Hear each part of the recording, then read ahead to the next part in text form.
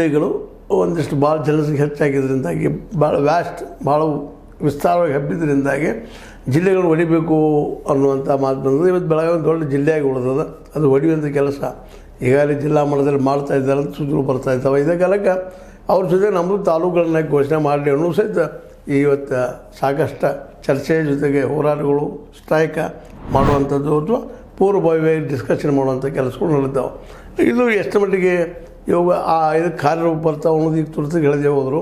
ಇವತ್ತು ಹಾಕಿದಂಥ ಬೀಜ ನಾಳೆ ದೊಡ್ಡ ಗಿಡ ಆಗ್ತದೆ, ಹೆಮ್ಮರ ಆಗ್ತದೆ ಅನ್ನೋದು ಸಾಮಾನ್ಯವಾಗಿ ಎಲ್ಲರ ಅಭಿಪ್ರಾಯ. ಈ ದೃಷ್ಟಿ ಇಟ್ಕೊಂಡು ಇವತ್ತು ಕೌಜುರಿದಾಗಿರ್ಬೋದು, ಅದೇ ಕಾಲಕ್ಕೆ ನಮ್ಮ ಏನಪ್ಪ ಮುನವಳ್ಳಿ ಆಗಿರ್ಬೋದು ಮತ್ತು ನಮ್ಮ ಮುಗುಳು ಕೊಡೋದಾಗಿರ್ಬೋದು, ಇವು ಸಹಿತ ತಾಲೂಕುಗಳಾಗೋದು ಭಾಳಷ್ಟು ಸಾಧ್ಯದ. ಆ ತಾಲೂಕುಗಳು ಯಾಕಪ್ಪ ಅಂತಂದ್ರೆ ಎಷ್ಟು ಡಿವೈಡ್ ಆಗ್ತಾವೆ, ಅದರಿಂದ ಸಹಜವಾಗಿ ಅಧಿಕಾರ ಏನಪ್ಪ ಅಂದ್ರೆ ವಿಜ್ಞಾನಿಕ ನಾವು ಜೊತೆಗೆ ಆರ್ಥಿಕವಾಗಿ ಫಲ ನೀಡೋದಕ್ಕೆ ಫಂಡು ಸಾಕಷ್ಟು ಬರ್ತದೆ ಅನ್ನೋದು ಈಗಾಗಲೇ ಸಾಕಷ್ಟು ಚರ್ಚೆ ಆಗ್ತಾ ಇದ್ದಾವೆ. ಆ ಫಂಡ್ ತೊಗೊಂಡು ತಾಲೂಕುಗಳು ಇನ್ನೂ ಅಭಿವೃದ್ಧಿ ಮಾಡ್ಬೋದು ಅನ್ನೋಂಥ ಮಾತುಗಳಿದ್ದಾವೆ. ಮತ್ತು ಶಿಕ್ಷಣ ಸಂಸ್ಥೆಗಳು ಹೆಚ್ಚಾಗೋದ್ರಿಂದ ಸಹಜವಾಗಿ ಶೈಕ್ಷಣಿಕವಾಗಿ ಮುಂದುವರೆದ ಜನರು ಹೆಚ್ಚಾಗ್ತಾರೆ, ಅದ್ರ ಸಾಂಸ್ಕೃತಿಕ ಬೆಳೀತದೆ ಅನ್ನೋದು ಎಲ್ಲರ ಕನಸು.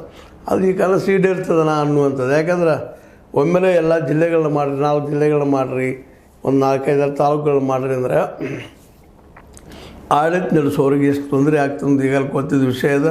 ಆದರೂ ಸಹಿತ ಇವರೆಲ್ಲರೂ ಏನು ಬೇಡಿಕೆ ಇಡ್ತಾ ಇದ್ದಾರೆ, ತಾಲೂಕದ ಬೇಡಿಕೆ ಇರಲಿ, ಜಿಲ್ಲೆದ ಬೇಡಿಕೆ